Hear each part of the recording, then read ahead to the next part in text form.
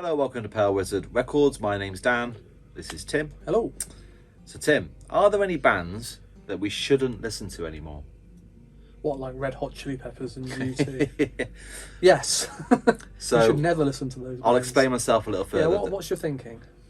Those bands who've disgraced themselves or have been cancelled or been caught up in some kind of sensational thing, Okay. Are there any you can think of which you would struggle to listen to today?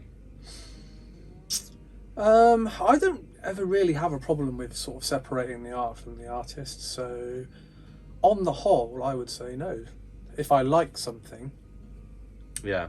then I'm not going to stop liking it because... Is there a line for you? Is there a band that you Well, I don't think that there's any bands that I'm really into that have ever been cancelled or are ever... If I was a big fan of Lostprophets, for example, Yeah. maybe I would stop listening to them. Right. But no one that I'm really that into, to my knowledge, has ever done something, well, Yeah. like that. You know, the Lostprophets thing. But then there's numerous examples of other people that have been cancelled for things which are nowhere near as serious as what happened with the Lostprophets. So those who are not aware, maybe the people outside of the UK might not be aware of Lostprophets.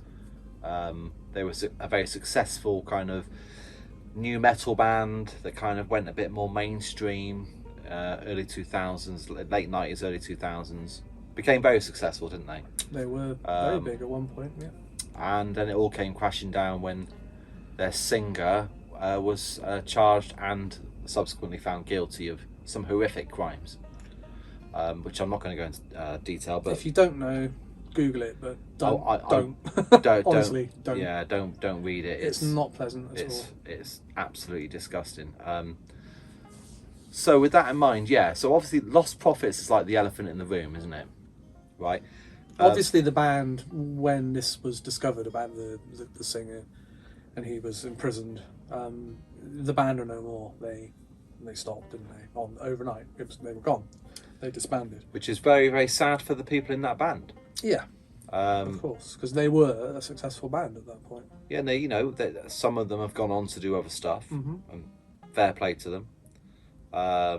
There's a lot of people who are unhappy about that, and just are just saying, "Oh, you would have known, you let this go on," and I'm not going to buy into any of that crap. I think it's tragic what's happened to those lads. Yeah, Lostprophets is always the first one that comes up, and obviously the other one was Gary Glitter. Okay. A lot of people always bring Gary Glitter up. Similar kind of thing, I guess. I guess, yeah. Well, it is very much so. Again, for me, not being a massive Gary Glitter fan, it's hard for me to kind of actually give you my take on that. Well, interestingly, the Oasis thing we were talking about on a recent video, obviously, is Gary Glitter getting a bit of the money for Oasis's... Well, he has to. Right? He is, isn't he? So, and also... if you're listening to Oasis... I'm aware that a lot of the NHL games in Canada and America still play... Gary Glitter music. Gary Glitter music when the, I'm assuming they're just not aware. Yeah. Well, I'm guessing they don't know. Because why would you know unless you're... I'm guessing it's more of a British thing, isn't it? Gary Glitter's crimes, because it's all in the news here. I don't think it made international news. Yeah. So them it's just an iconic song. 70s song with that hook that is quite applicable to sport, I'm guessing. So yeah. Well, I thought it'd be interesting just to actually read out, because I did put this out on our Facebook page just to get some comments from other people and see what they think. Friend of the channel, Larry Graves, he says, Ted Nugent. I love his early albums, but I can't listen to them anymore. So Ted Nugent is a bit of a gun nut, isn't he? From what I understand. Gun nut, quite hardline Republican. Yeah. Would that put you off listening to him?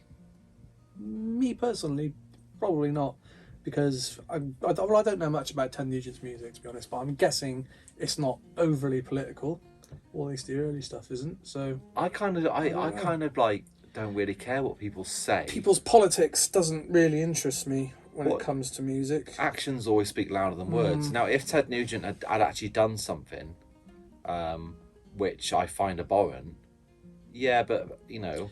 Well, I suppose people would say if he's supporting the NRA and he's supporting gun culture in America, then abhorrent things happen with guns every day in that country. But yeah, it's a bit of a stretch. Everyone's entitled their opinion. I don't have to agree with it. And again, I'm not flaming on Larry Graves because, like I said, everyone's entitled to their opinion. So yeah, that wouldn't be something for me. I can't think of an artist that I listen to who's got a different political opinion to me that puts me off their music. No. I don't think that's happened yet. No. On either side of the debate. Lee Cottrell says, I'm kind of queasy about Bowie and Iggy's exploits with underage groupies in the 70s. Yeah. I think if you're going to go down that road, there's a lot of stuff you can't listen to in the 70s. There won't be any bands left or any artists from that era. And I understand there's a difference here, you know, with treading carefully. There's a difference between possibly what they did and what someone we talked about earlier did. Yeah.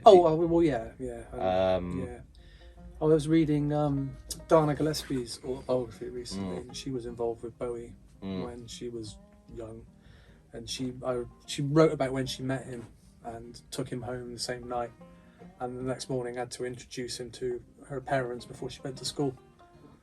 So she didn't. I don't think she said exactly how old she was, but she was going to school. And then Bowie was younger there. Obviously, I think he was like 19, 20. Yeah, so. you also have to kind of. Yeah, it's a different time. You do have to kind of put things in context. It was a different time, and attitudes were different. Indeed, some laws were different. And obviously, attitudes and cultures and sensibilities can change even today from country to country. There's things that are legal in this country which are still illegal in vast parts of the world today, which I don't agree with, but I don't see anyone kicking off about that. He also, Lee says, on a different note, I listen to a lot less of Morrissey and Lydon's work these days. Okay, well that's a political point, I presume. So I'm assuming... Unless he's just gone off the Smiths and the Pistols. Which is also well, possible. no, he says because of the gammony bollocks they've come out with in recent years. Right, okay, well, it's a political thing. So, fair play, Lee. I mean, it wouldn't put me off. If I love someone's music, their political opinion doesn't... There's no, as he puts it, gammony bollocks in the Smiths or Sex Pistols music, is there? No. I'm not a fan of either of those bands, so I'm literally asking you. Morrissey's more recent stuff, he has been a little bit more political. Morrissey's very clever because he always puts his kind of ideas in a very poetic way. He doesn't just come out and say, vote UKIP. Yeah, he wouldn't say that. No, not in music. He would probably say it in an interview. Oh yeah, I'm sure. I don't listen to a lot of what these people say. I don't listen to I like John Lydon a lot. I love Public Image Limited. And I like a lot of Morrissey's solo stuff. In fact, I thought that Morrissey's last album, I'm Not a Dog in a Chain, I thought it was brilliant. I thought it was really fantastic. Like some of the best songwriting I've ever heard from him. And I understand he does have some quite strong opinions. Apparently so, yeah. But he's entitled to them. Just as you're entitled to think the opposite, I remember years ago he used to come out with some of the most horrific things about people in general, comparing them to, the animal kingdom, how much they're of lesser value to animals and all this kind of thing. I remember him saying, may have been after the Norway shooting Anders Breivik. Yes. Yeah. And he said something along the lines, this is no worse than what happens in KFC every day or something absolutely cotton-headed like that. And there was huge swathes of the left and maybe the extreme left who were in total agreement with him. Yeah. And then a few years later, he's decided to come out as a Well, I'm guessing he's quite a polarizing figure in all political camps, I'd say, because of his previous opinions. I remember him saying that he never left the left. The left left him. And that kind of makes sense in some ways, because I remember he obviously one of his biggest things is cruelty to animals, isn't it? He's a veganism or vegetarianism, animal rights campaigner, isn't he? Love it or hate it. He's never changed from that. And I remember there was something that happened some years ago where there was a political party. I don't know who they were. Probably like a fringe right wing party, who came out with basically saying that they didn't approve of halal and what's the other? Kosher and halal meat. They didn't approve of it in the UK, and so because of the cruelty to the animal. I'm not expressing an opinion here, but this was what this political party, one of their political things. And I'm guessing they were putting that out there not as a particular, we care about the animals. I'm guessing it was more of a political. I don't actually know that. I don't quote me on that. It may have been like a humanitarian. I don't know. So Morrissey comes out and supports this political. I don't know if they're a party or not actually, but I remember he wore a badge and said, that badge represents this group of people. Okay. And he said, yeah, because they've said they'll ban kosher and halal meat. Yeah. And they said, yeah, but what about X, Y, and Z that the party have said? And he went, don't care about that. Mm-hmm. But they're the only party who are talking about this, so I'll vote for them. And I was like, that's quite interesting. At least he's kind of standing by his original conviction. But then I guess he's also said since then But this is the problem, right? The problem with popular culture and opinions and social media and all this kind of stuff. If you say one thing or you agree with someone on something, it doesn't always necessarily mean you agree with them on everything. And people have got this kind of all or nothing attitude about so many things. There's things that I hear from all the political parties that I either agree or disagree with. It doesn't mean I agree with them on everything.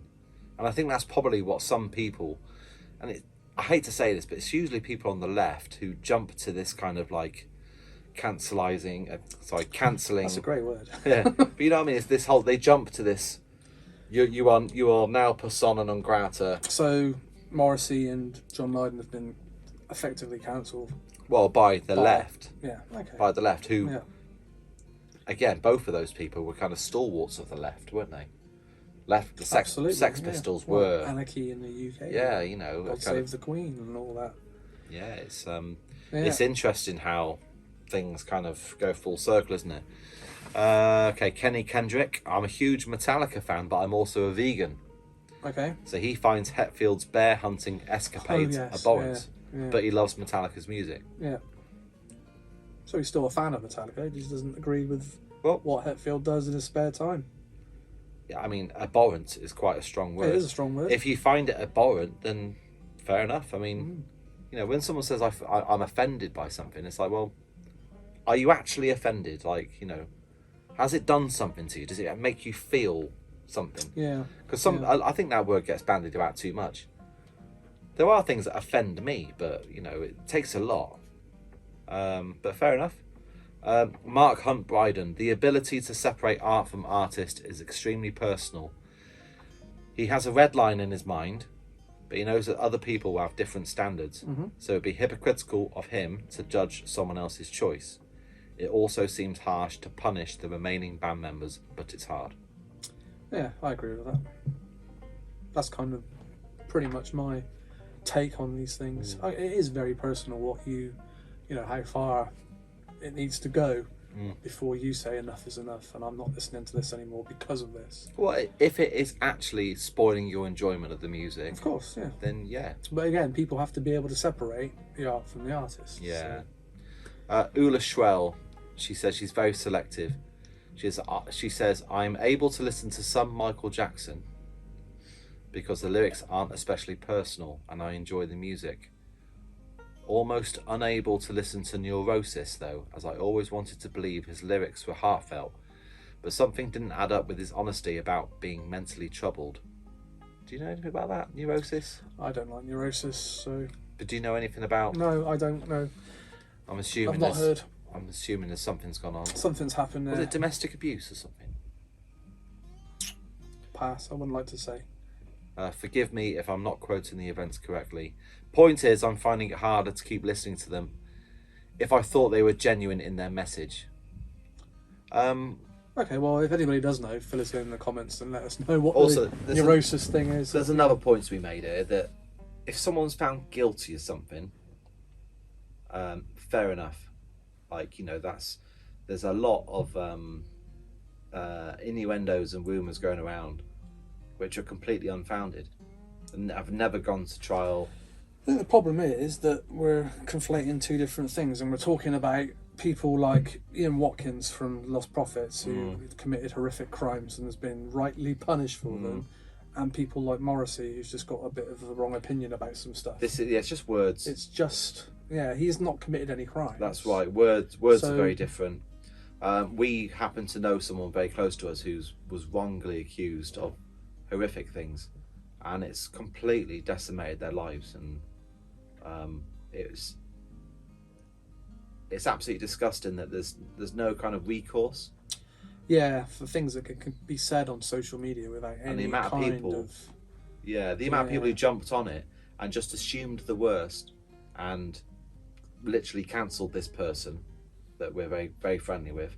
It was just horrific, really. People we know and people we've known for years as well. People we genuinely liked, really disappointed us, didn't they? Absolutely. And you realise, wow, you've just done this for social clicks, and you've just done this for virtue signalling, and you haven't actually thought about the human that's kind of at the end of these malicious lies.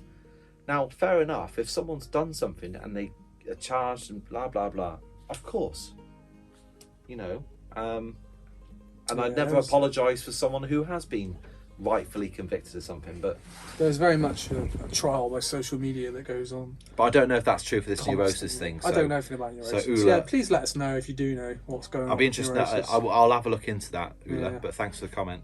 Tristan Resner, good friend. He's always been of the opinion that if something brings a person pleasure or enjoyment, then it's okay to separate the art from the artist.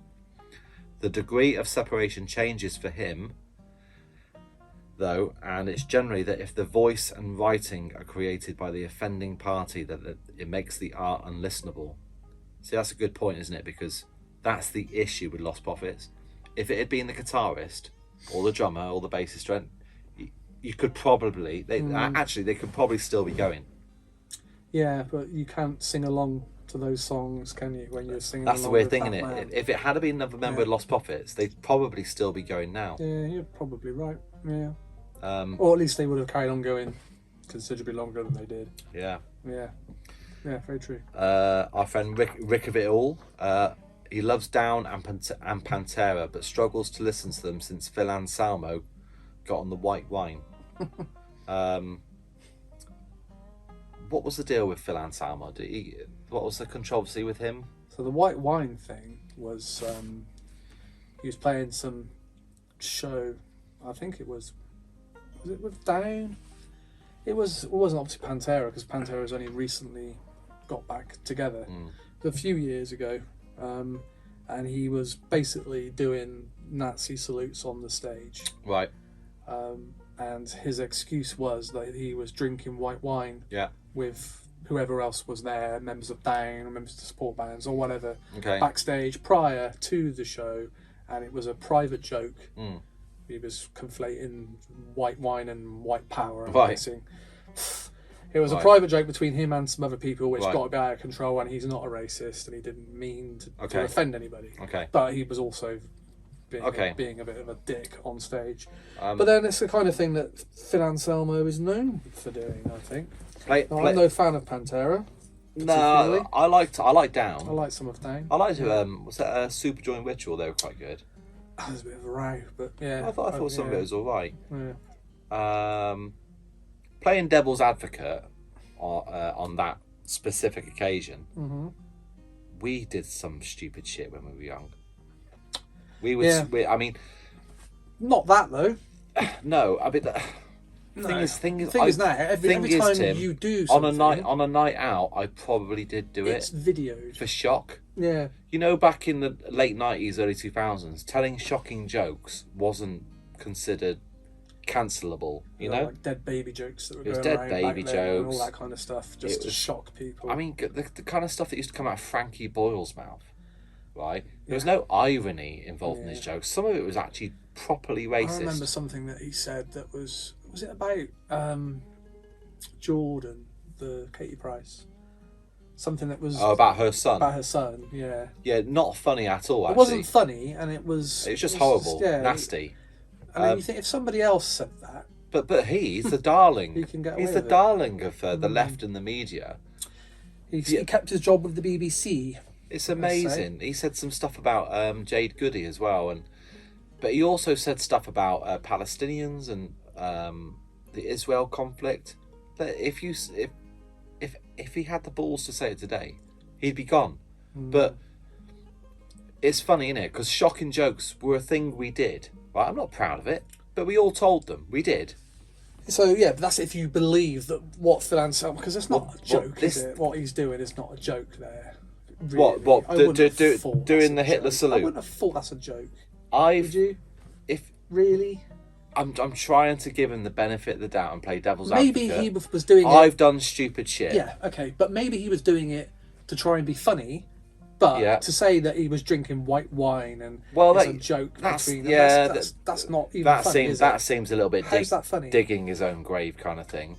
What he should have said was, I was drunk and we were messing around. I mean, but you know... Like you do. But John Cleese wasn't drunk when he did it in Fawlty Towers, was he? Well, no, he wasn't, no. So what's his excuse?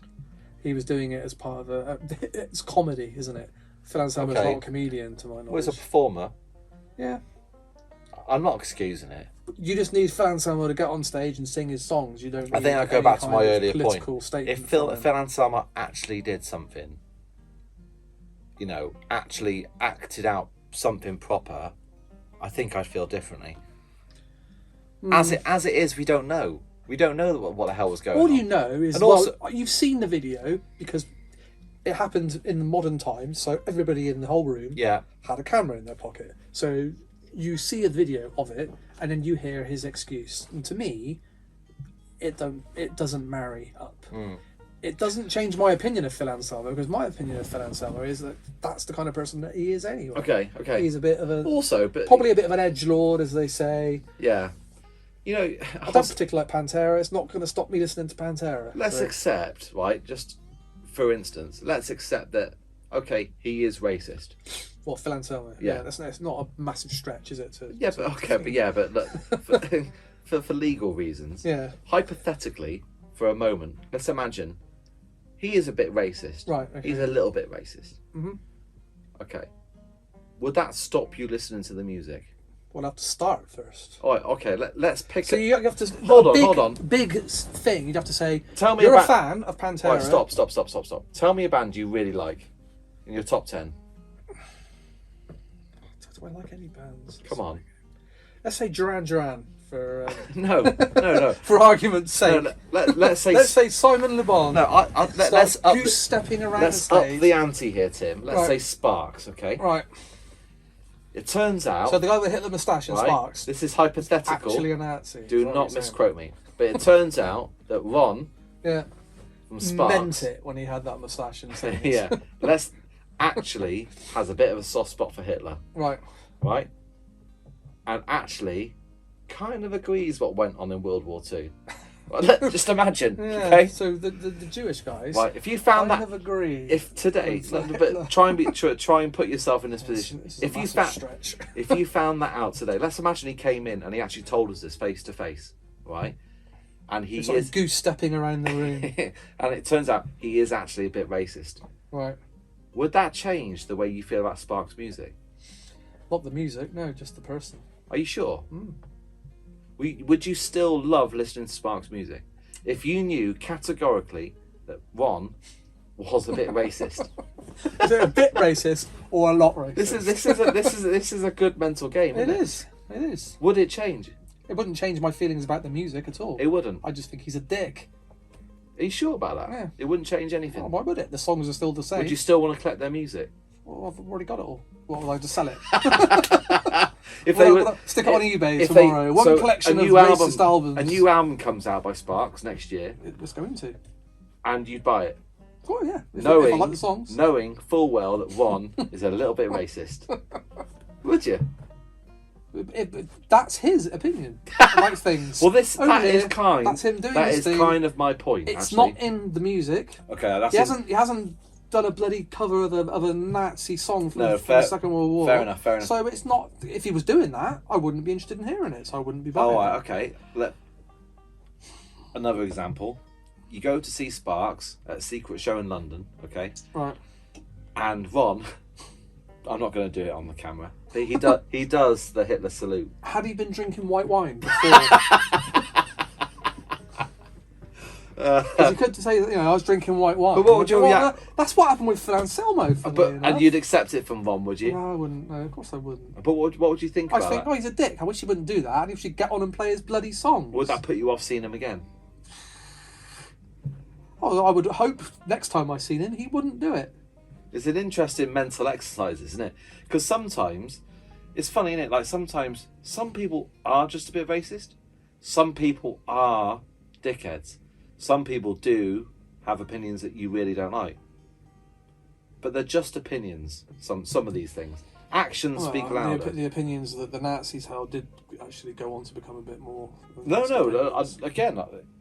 Again... But my point is, actions speak louder, don't they? I think there's some things that some of my favourite artists have said that really just piss me off. I'm pretty sure that if you knew the minute feelings of every single artist, that you'd find something in there which doesn't tally with your beliefs. Yeah, I agree. Yeah, and if you wanted to not listen to them because of that, you'd end up listening to nobody. You're right. You're just listening to. It's why you should not meet. Well, exactly. Like. I've no interest in meeting anybody that I'm a big fan of like that, because the vision that I have of them in my head is never going to be what they are in person. Okay, so Rick of It All also says he loves Metallica, but every single member of the band is clearly an absolute phallus. Oh, come on. I mean, the bass player seems like a nice chap. I quite like Lars. I quite like him. He's a tool. I think I think I connect with him more than I do the other members. With that Some Kind of Monster film, I ended up. Really? I think I was Team Lars in that. I want to kick him in the face. Were you Team Hetfield or Team Lars on that? I was Team Kirky Hamster. Oh no, he was a wet blanket. I just like he was all about horror films and stuff. He was just a bit of a nerd. James Hetfield was just a knobhead. Well, Hetfield that's where he was. He's going through rehab and he don't want to be around the band and all this. But it's like Lars Ulrich going up to him and goes, "Fucking Stark, it's Stark." That was brilliant. Oh, I hate Lars. I don't hate him. I do hate him. It's something about him. It gets on my nerves. He's not a great. No, he is a good drummer. He tries to do too many fills. Yeah, he stands up too much. He needs to sit down, Lars. He says he loves Bad Brains, but HR's stance on gay people was absolutely horrific. In brackets, he was exceptionally unwell, and has since changed his outlook. I mean, that's another thing, isn't it? People sometimes are young and say stupid shit. I don't know. I mean, I listen to lots of. Or used to more so than now, but I still do listen to a lot of like reggae dancehall. That was my big thing when I was younger, and that's massively hugely homophobic. Yeah. It's hard, isn't it? It's like because on one of my favourite comedians from the 90s was Sam Kinison. I've been seeing a few Sam Kinison videos popping up on YouTube recently that I've been rewatching. Like his interview with Johnny Carson, where he did that Elvis cover. Yeah. Remember that? Yeah. Some of his stand-up was just genius. Some of it was nasty. Some of it was proper, just nasty against gay people. It was just felt unnecessary. Some of it, and some of it felt like it was kind of riding on the coattails of that kind of 90s shock. Who was the other guy? So I think he's very much influenced by Lenny Bruce. Lenny Bruce, did it all before 20 years. He was the guy who Leary, Denis Leary. A lot of people suggested he copied Bill Hicks. Maybe a bit of that. Probably did. He used to say some kind of shocking stuff just for shock value. What, Denis Leary? Yeah, some of it. Yeah, I mean, his stand-up, that one show, there's no cure for cancer. Yeah. There are Bill Hicks routines in it. Yes. But the way that Denis Leary does them is entertaining, I think. Yeah. I forgave Denis Leary all of those sins when he made that Rescue Me series, which is one of the greatest TV shows I've ever seen. You told me about that. I've never seen it. Yeah, watch Rescue Me. It's incredible. Some of Denis Leary's stand-up's all right. It's like I think I think I was kind of predestined to hate him because of the stuff, because I was such a Bill Hicks fan. But then a lot of Bill Hicks is very similar to Sam Kinison stuff. So yes, of course they were friends and back in Texas in the I often wonder 80s. Like if Bill Hicks and Sam Kinison had both been live today. Well, Sam would have exploded with rage by now. I think the world today. What would he have become? Well, there is a conspiracy theory that Bill Hicks is still alive and he is Alex Jones. Alex Jones, yeah. I've seen people say that. That's funny. They do look very similar. They do, yeah. But and they're both friends with the same guy, that Kevin, what's his face, who produced documentaries around that time in Texas. Oh, what's his surname? But he's big friends with Bill Hicks. If you see all those Bill Hicks home videos, his the guy I used to do the band with. Yeah, he was in the band with him. Yeah. But yeah, he was friends with Alex Jones as well. Yeah. Really? Yeah. There's pictures of them. It's not the same person. No. It isn't. I can categorize. Not unless because Bill Hicks was a tall guy. Yeah, he was. Yeah. And Alex Jones really isn't. So. But they do look similar. They do look similar. Yeah. But I often wonder what would they be thinking about today? You know, all this kind of censorship that's going on now, the kind of battle for free speech, certainly the stuff that came through with COVID, and the kind of like the lordification of like the pharmaceutical industry and stuff, all the kind of stuff that they used to rail against, you know, what they used to consider left-wing talking points and now right-wing talking points, which I find weird. And obviously Bill Hicks and Sam Kinison were on completely different, separate sides of the political spectrum, weren't they? But they both shared a kind of like a commonality when it came to the whole free speech debate. So at the heart of it, they're both pretty libertarian, I think. Yeah, it's interesting, isn't it? But Sam Kinison said some stuff about gay people, which was, you know, I don't agree with at all. Some of it was funny though. You know what I mean? It was actually good comedy. A lot of it with Sam was the delivery, wasn't it? It's yeah. I mean, sometimes the screaming. This is what I don't get about people who get so het up over certain words, and saying you can't joke about certain people, because it just feels like, well, actually no. Sometimes, if you get an involuntary response, which is what laughter is, it's done something to you. Now, if you're laughing against something that you know you shouldn't laugh, we can't feel guilty because it's involuntary. So then it begs the question, well, what does that make you a racist? Does it make you a homophobe? Or does it just mean that actually something is funny, but it doesn't mean you agree with it?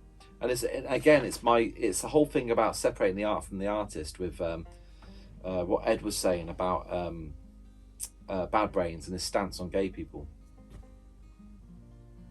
If the music of Bad Brains is still doing something to you, does the fact that he might have opposing views on gay people change that?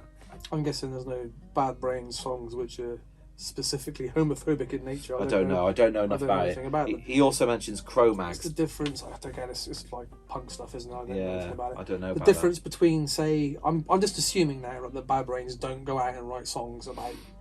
Well, no, he said he's since changed his stance, to be honest. Whereas the kind of music like I've used to listen to would have songs where they specifically call for violence against people. Right. So it's hatred.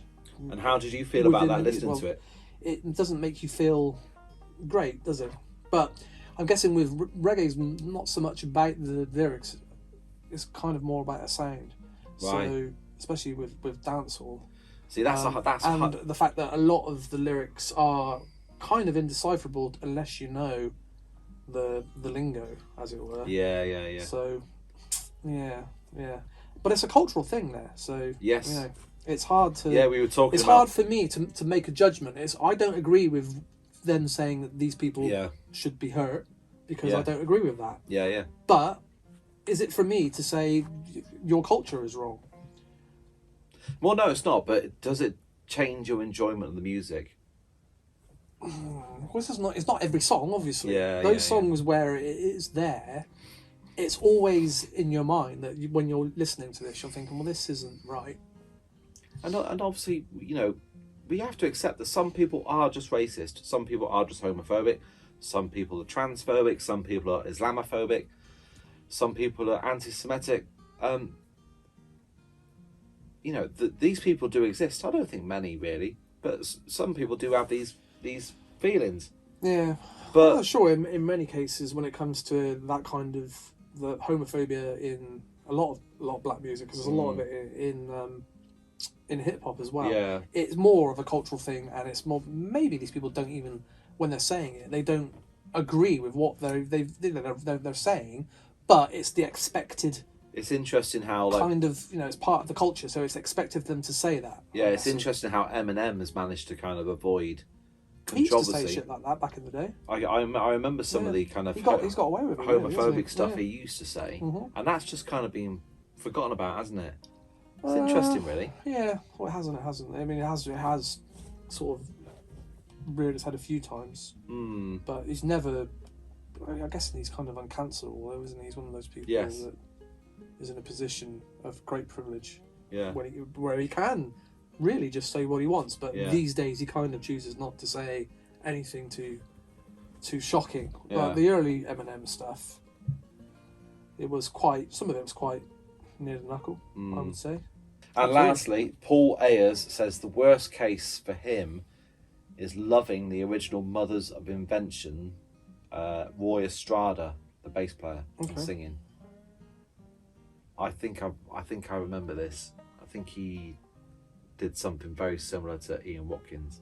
Oh, okay. Yeah, right. It's quite serious. I think he's in jail now. Right. And obviously, Mothers of Invention they were there right at the beginning, weren't they? When it was all the they used to hang around for the Alice Cooper band and that, didn't they? And, Frank Zappa and all that. Time, yeah. So similar circles, I'm guessing they would move in. Yeah, but again, it's a bass player, so it's. Yeah, it wasn't Zappa, so. But then again, if the bass playing is very iconic, it's hard to. Yeah, you can't air a bass along to it. Yeah. Anyway, so. I think there isn't a right or wrong answer to this, is there, really? It's very personal, I think, at the end of the day. Good to talk about it, though, isn't it? Oh, absolutely, yeah. Thanks for watching. See you next time.